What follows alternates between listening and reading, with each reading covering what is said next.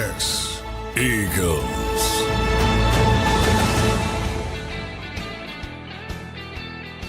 Big Sales National Football Show. Appreciate you guys coming aboard. By the way, Jimmy Johnson will join us tomorrow. We will have Tony Dungy, I believe, on Friday as well too. Just want to reiterate one more time before we bring in Brian Baldinger here that Parks Frazier is a Frank Wright recommendation to the organization. And Frank was initially offered in a courtesy to become part of the organization in some capacity before they landed on Kevin Petula being the offensive coordinator. You know, he's got great respect for him, but Frank is still being paid by David Tepper. He's got another year on that contract. The same situation that you got with Cliff Kingsbury. You know why Kingsbury doesn't have a job? The Bidwills are still paying him 2 years that he has remaining on his contract. I mean, they offset it with the OC money, and they offset it with the Bidwell money. He doesn't have to sit around taking a crappy job like New Orleans. He can handpick his next gig. So that's why some of these guys, you don't go, why did Frank get a gig as an OC? Or why didn't Kingsbury get a job? Kingsbury's making more money than probably Kellen Moore is in New Orleans right now. So again, the offseason is about economics and also about stupidity. This tush-push thing. Hey, I can't believe this is even a thing at the Combines. Let's bring in our boy Brian Baldinger from the NFL Network. I love talking to Baldy. And Baldy, here we are. We're talking about something tush-push. And I'm sorry here, man, but I'm with Todd Bowles and with Nick Caserio. You're going to penalize a team because they're great at something? I mean, you can't figure it out. To me, that's the quintessential football play. Lining up, stopping it, man. I mean, what's the problem? Do you see an issue with this? No, I don't. I don't, Dan. And I've listened to Bill Cowher say it's not a football play, it's a rugby play. I respect everybody's opinion. But the irony is, if Green Bay is calling out the Eagles and they want to table this play in the NFL, they actually stopped the Eagles twice in Brazil on the play. And, and so they actually had a good game plan to do it. That's one thing. Number two, the play is based on physics, okay? So if you go back to your physics, University of Miami, education there, Cilio, F equals ma, force equals mass times acceleration. Tell me why, if you're a 320-pound defensive lineman, you don't have another backup 320-pound defensive lineman pushing you. Right. Why are guys jumping over the top where there's no power? As soon as you leave their feet, there's no power. It makes no sense at all. You got Jalen Hurts, who deadlifts 700 pounds. You got Saquon Barkley deadlifted 700 pounds. Well, get your weightlifters on the other side and push against it. Like, I haven't seen anybody do that. So to your point, how about strategizing your defense to stop it? I haven't seen it. How about this here too, Ballsy? I say this, Baldy, the one way and the only way that you're going to be able to stop that play, it's in the snap count. Yes. As long as they have the advantage of knowing when the ball is snapped, I don't care what you do on the other side of the ball. You have that advantage on the D lineman, like you said. And when you allow somebody behind Hurts to push him, I mean, if they do anything, could you see them stopping the forward progress, that they're not going to allow the huddle and the pile to move? That's where they come to some type of agreement. No, it's a great point. Great point, Cilio. So I've asked, the different, leaders of the officiating crews about officiating the play. And what they told me is exactly your point. Like, at what point do you blow the whistle? To what point? So they said, as soon as the ball carrier, if it's the quarterback, a tight end, anybody else, running back, as soon as the ball carrier starts moving sideways, they're supposed to blow the whistle. And so from that standpoint, I don't think it's been officiated very well, because I don't think that's been, I got a guy from Pittsburgh at the Combine calling, but I'll come back. But, I don't think it's been officiated properly. I think momentum and how you dictate if momentum is being stopped is a big part of that play. Baldy, the free agency period, March 12th, it starts here 2 weeks from today, actually. Yeah. Zach Bond, let's go down the list here a little bit with Zach Bond here.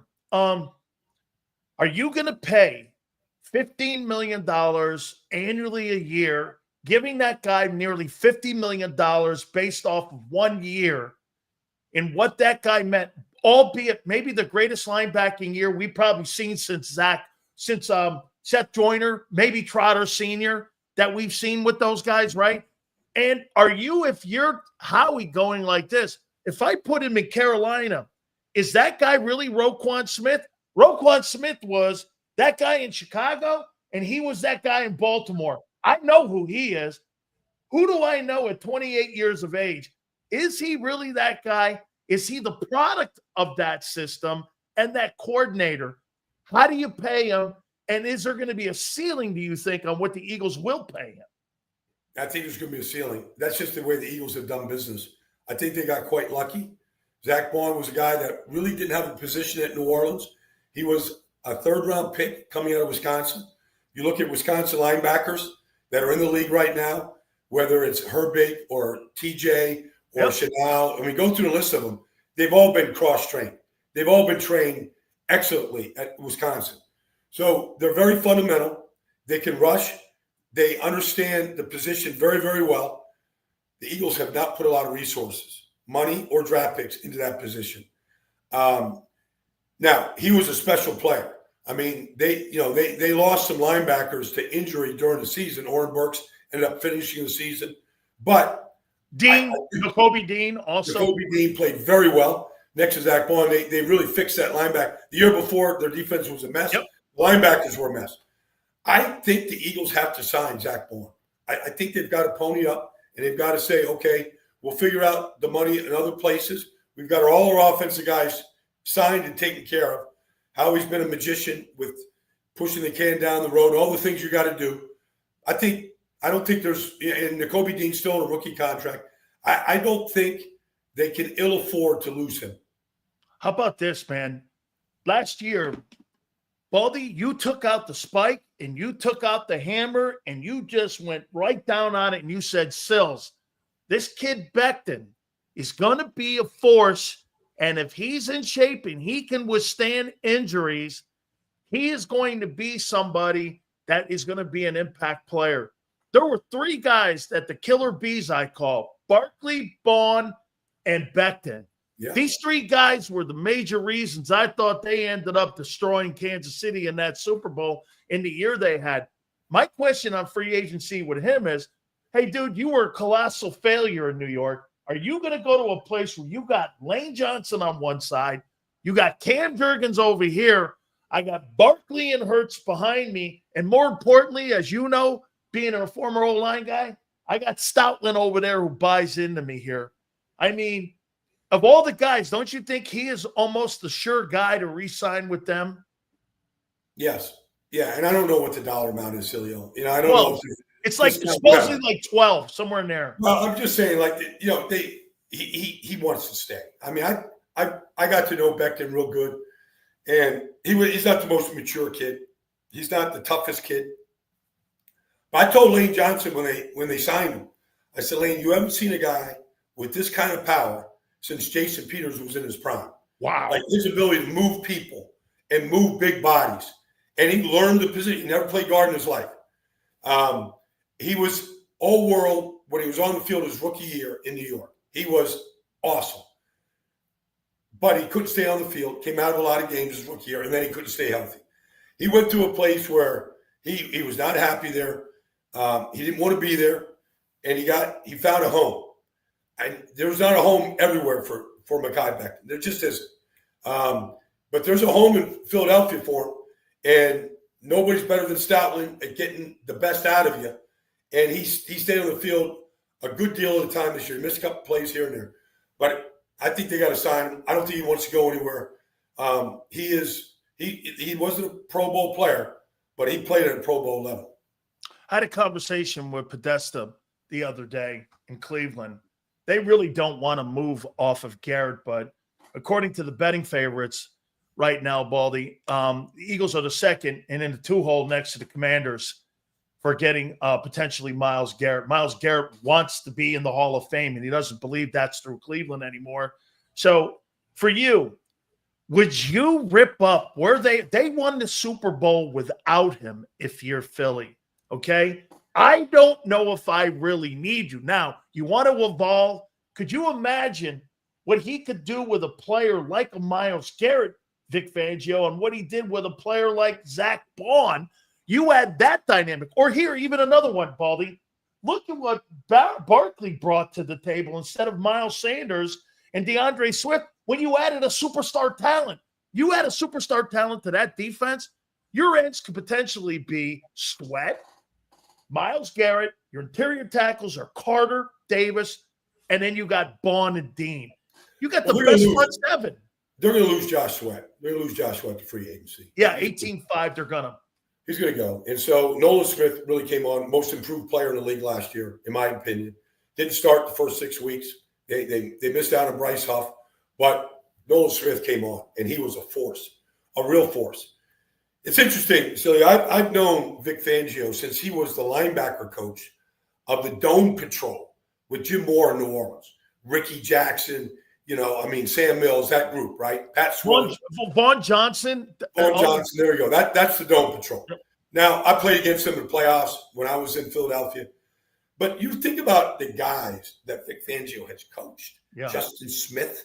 When he was Aldon Smith, Khalil Mack, Von Miller, Jalen Carter now. Like, he's coached star play. Not everybody can coach stars. Not everybody, because he was in Miami with stars.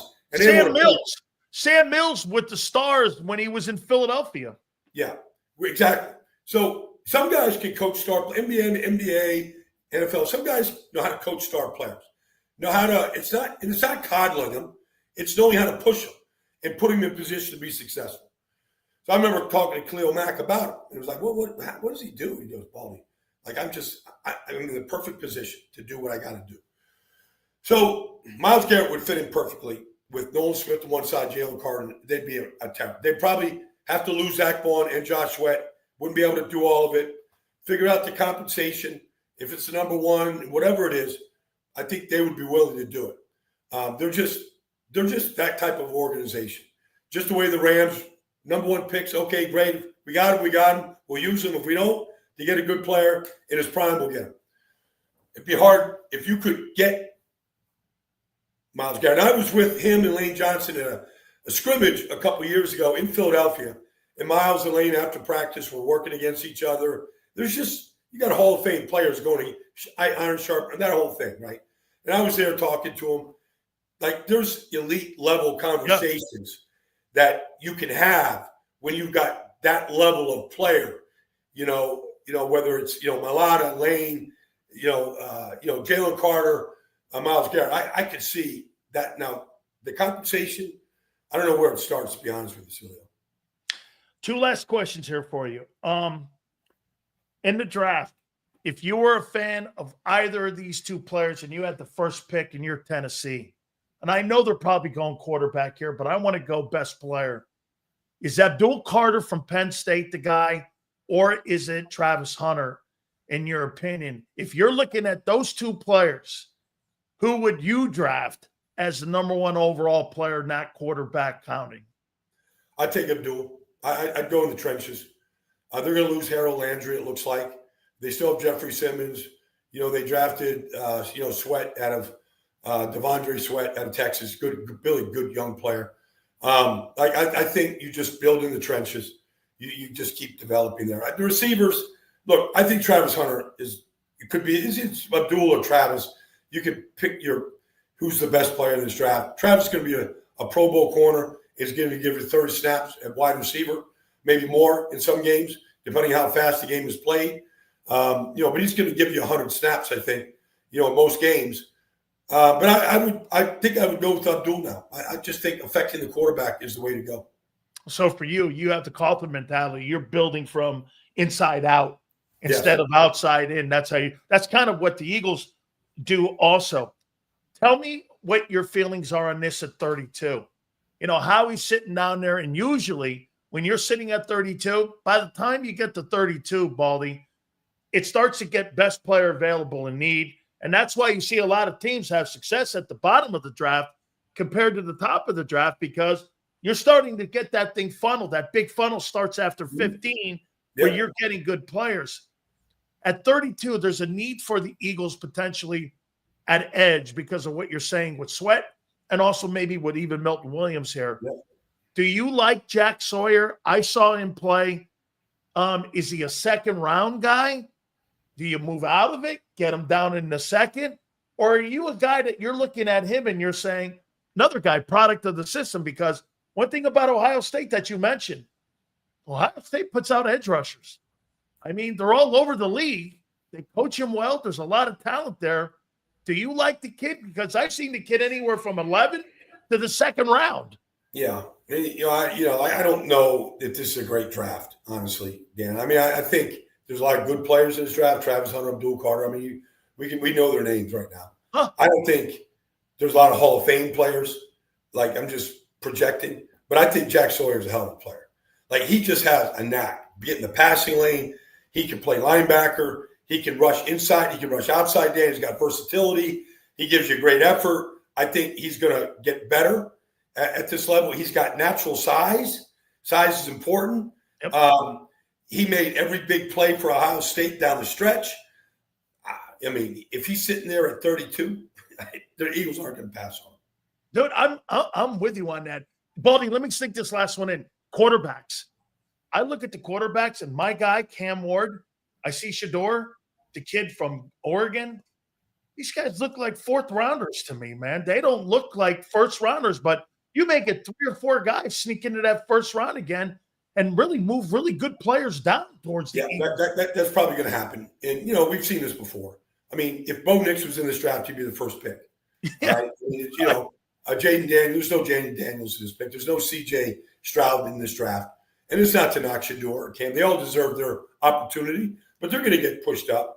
Yeah. I've talked to personnel people that I really respect, and they're like, look, there's not a top 10 pick at the quarterback, but they're going to get taken in the top 10 because of the need.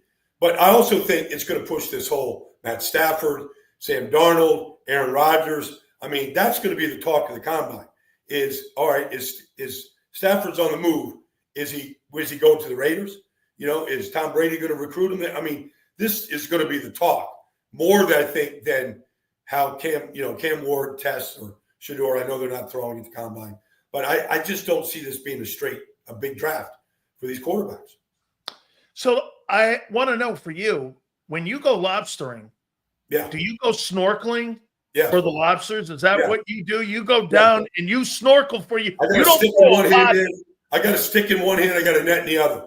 Like, I don't have a spear gun in. I'm barehanding these guys into the net, chasing them out of their holes into the net, scooping them, and got my breath held, got enough air to get to the top. That's kind of my method. So when did this snorkeling thing, when did this become a fetish of yours? Because I see more. The only thing I see position where you're going O-line, D-line, and I see snorkeling. Yeah. Those are the 2 videos that Brian Baldinger posts. I mean, no, I'm a free diver.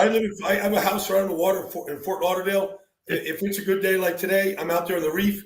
I'm looking around. I'm a free diver. I'm kind of a wussy, Dan. Like, honestly, like, I can only hold my breath at the most a minute.